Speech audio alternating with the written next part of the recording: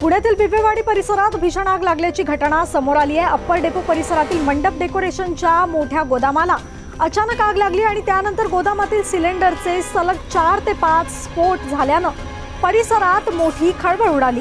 अग्निशमन दलानं तातडीने कारवाई करत गंगाधाम, कोंढवा, कात्रजसह विविध केंद्रांमधून गाड्या घटनास्थळी रवाना केल्या।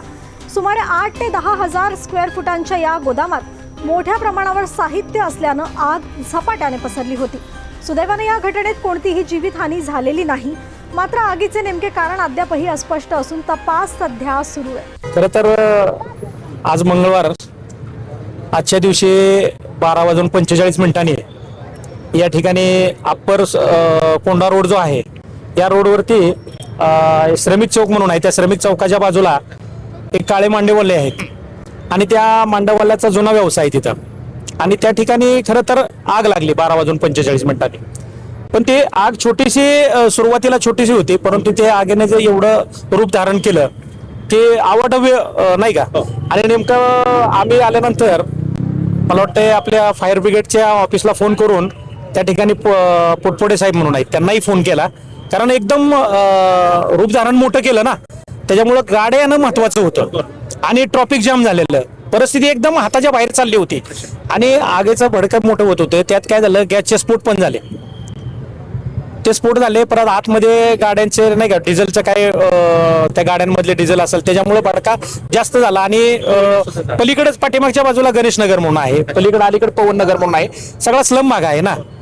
जर ते आटोक्यात आलं नसते, नेमकं फोन केल्यामुळं त्या गाड्याही लवकर आल्या, पोलीस प्रशासनही आलं, आमचे बिबवेवाडी पोलीस स्टेशनच्या याला आपल्या PMCचे पण कर्मचारी सगळे आले, म्हणजे हे सगळं नाही का। आणि आमचे सगळे स्थानिक लोक आज 12/5/26 रोजी दुपारी 1:23 मध्यवर्ती अग्निशमन केंद्र महात्मा फुले पेठ या ठिकाणी अग्निशमन दलाला कॉल आला की अप्पर डेपो जवळ काळे आणि सन्स या मंडपाच्या साहित्याला आग लागलेली आहे।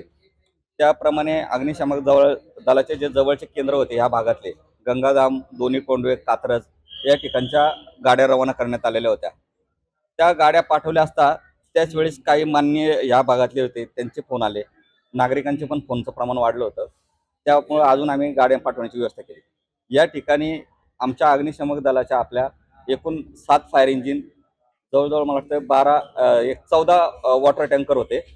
ह्यांनी आम्ही ज्यावेळेस या ठिकाणी पाहिला असता 8,000 स्क्वेअर फूटचा जो एरिया होता, त्या एरियामध्ये त्यांनी भागामध्ये डिवाइड केलेलं आहे। एका भागामध्ये 120 लांबी आणि 20 फूट रुंद असं जे पक्क बांधकाम असलेलं शेड होतं, त्याच्यामध्ये कार्पेट ठेवण्यात आलेलं होतं मोठ्या प्रमाणात, आणि त्याच्यातच काही LPG सिलेंडर होते ठेवण्यात आलेले होते काही कामानिमित्त। तर त्याच्यामध्ये ते आग लागल्यामुळे त्यांचा उष्णतेमुळे त्याचे स्फोट झाले आणि दलाच्या मदतीने आम्ही एका वेळेस 4-5 लाईनी तयार करून सदर आगीवर ते जेट व स्प्रेच्या साहाय्याने सतत पाण्याचा मारा करून ती आग पूर्णपणे विझवलेली आहे। जखमी वगैरे कोणी नाहीये।